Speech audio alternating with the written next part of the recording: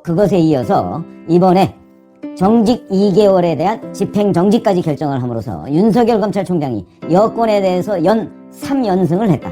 이렇게 평가를 할 수가 있겠고요. 자, 그러면 왜 집행정지를 결정을 했을까?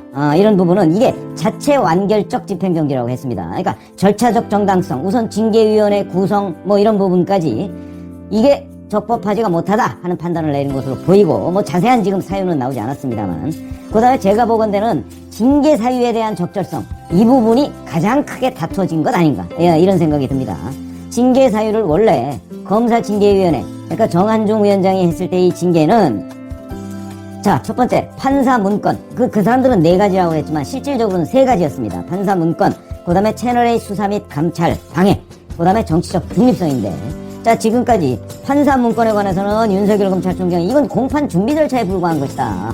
왜 그러냐면 그 내용에 있는 그 사찰이라고 지금 주장하고 있지만, 내용에 있는 것들은 인터넷 등 이런 데 또는 법조인 대관 같은 데서 충분히 우리가 수집할 수 있는 공개된 자료에 불과한 것이다. 그리고 그 중에 무리야기 법관 리스트 여기에 포함되어 있다, 뭐 이런 게 있는데, 그런 것은 실제 재판에 들어가서 변호사가 그런 주장을 하길래 그걸 전해 들어서 적은 것이다. 이렇게 얘기를 했고요. 이에 대해서 추미애 장관은 아니다, 이거는 사찰이다, 이렇게 주장을 해서 그 중에 대표적인 게 아까 얘기한 무리야기 법관 리스트, 이런 것들은 다른 데에서 취득할 수 없는 정보다, 이렇게 주장을 했습니다. 그런데 이것도 잘 아시다시피 법관 대표회의에서 이 문제에 관한 입장 표명을 하지 않았죠.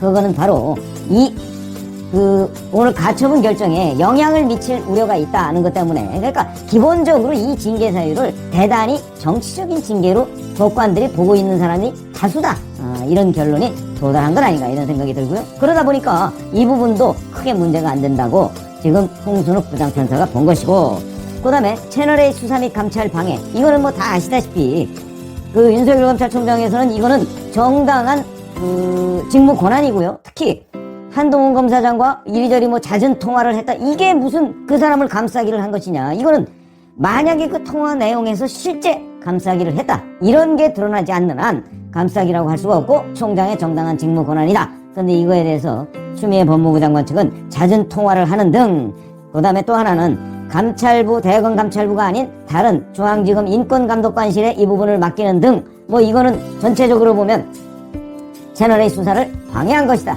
이렇게 얘기를 했다는 것이고요. 그런데 이 부분도 전혀 인정이 안 된 것으로 보입니다. 징계 사유가. 왜 그러냐면 사실은 어저께까지만 해도 이성윤 중앙지검장한테 서울중앙지검 형사 1부에서 한동훈 검사장을 무혐의 처리하자, 별로 나온 게 없으니까 라고 계속 건의를 했는데 이성윤 지검장이 그걸 묵살했다는 거 아니겠습니까? 그런 거 보면 이 부분도 인정이 안 된 것이고, 정치적 중립성, 이거는 뭐 처음부터 사실은 얘기가 안 됐다는 겁니다.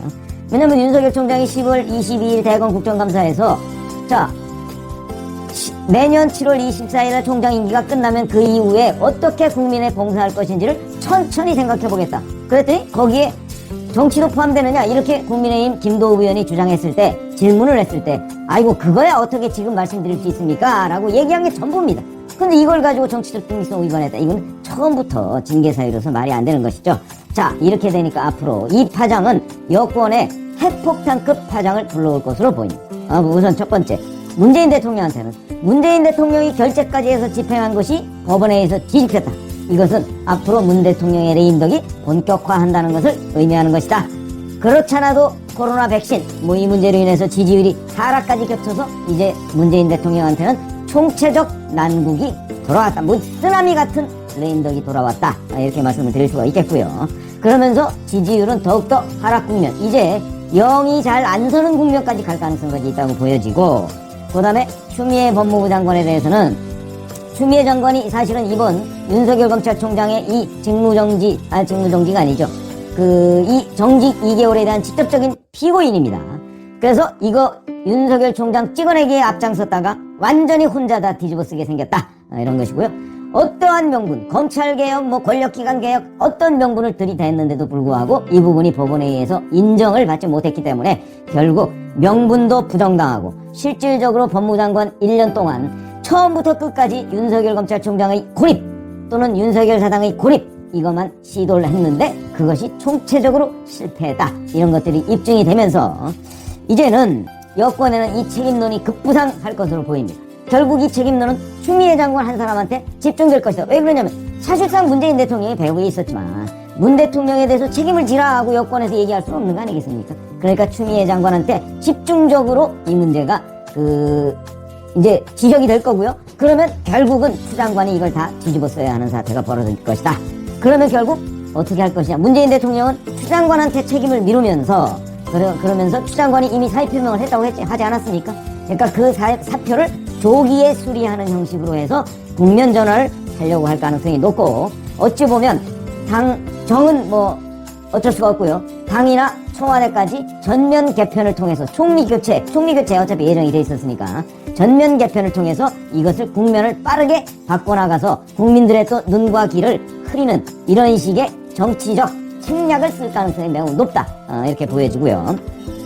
그 다음에 또 하나는 여권으로선 또 하나의 카드가 있을 수 있죠. 공수처 조기 출범이 있을 수 있습니다. 이렇게 되면 자, 공수처를 빨리 1월 초에 출범을 시킴으로써, 그러니까 뭐 모든 절차 같은 걸 생략하고 빨리 공수처를 출범시킴으로써 이 검찰 힘 빼기를 자기들 나름대로는 하는 거죠.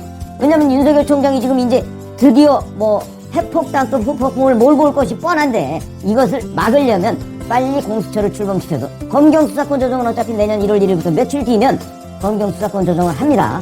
그러나 이거 가지고 검찰의 힘 빼기를 할 수는 없습니다.